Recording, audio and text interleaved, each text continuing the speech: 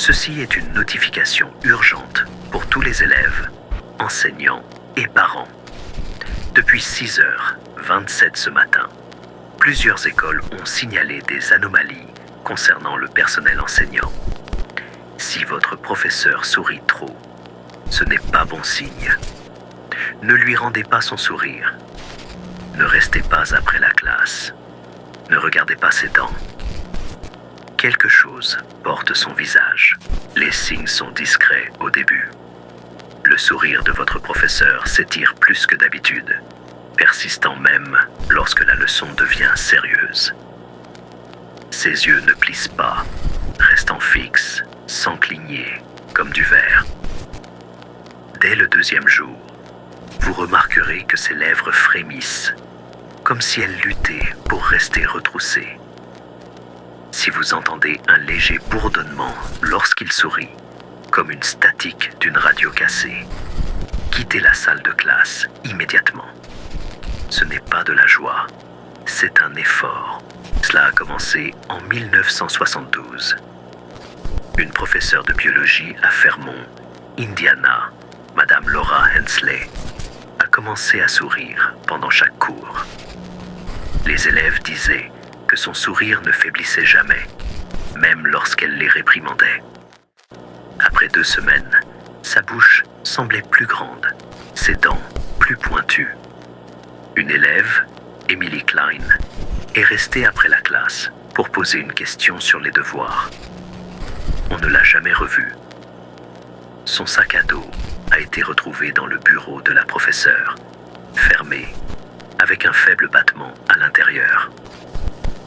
Madame Hensley a démissionné, mais elle est toujours là, enseignant sous d'autres noms, ce que le conseil scolaire ne vous dira pas. Les professeurs qui sourient ne sont pas humains. Si leur sourire s'élargit lorsque vous êtes seul, vérifiez leurs mains.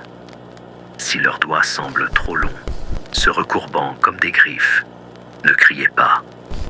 Crier le rend affamé. S'ils écrivent au tableau et que la craie laisse des traces rouges, détournez les yeux. Ce n'est pas de la craie. C'est un avertissement.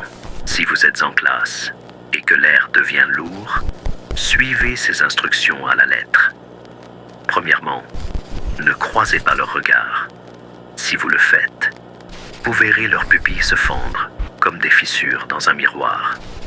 Deuxièmement, évitez la première rangée.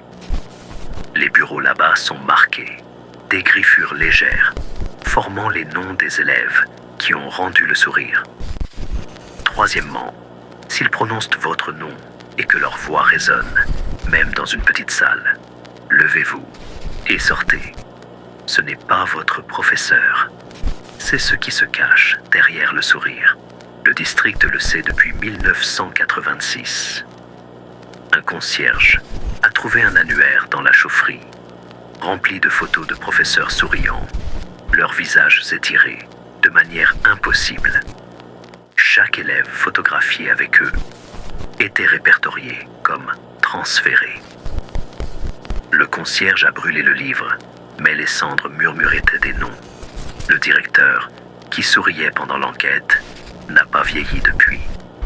Le sourire se propage. Si vous écoutez ceci et qu'il est après 14 heures, vérifiez votre reflet. Si votre sourire ne correspond pas à votre humeur, vous avez été repéré. Si votre téléphone vibre avec un appel de faculté, ne répondez pas. Ce n'est pas une voix, ce sont des dents. Si vous ressentez l'envie de sourire, serrez la mâchoire. La douleur vaut mieux que la soumission. Un dernier avertissement.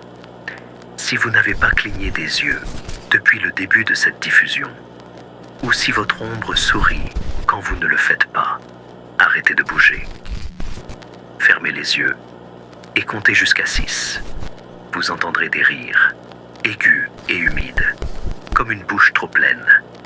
N'ouvrez pas les yeux tant que cela ne s'arrête pas. Si cela ne s'arrête pas, vous souriez déjà.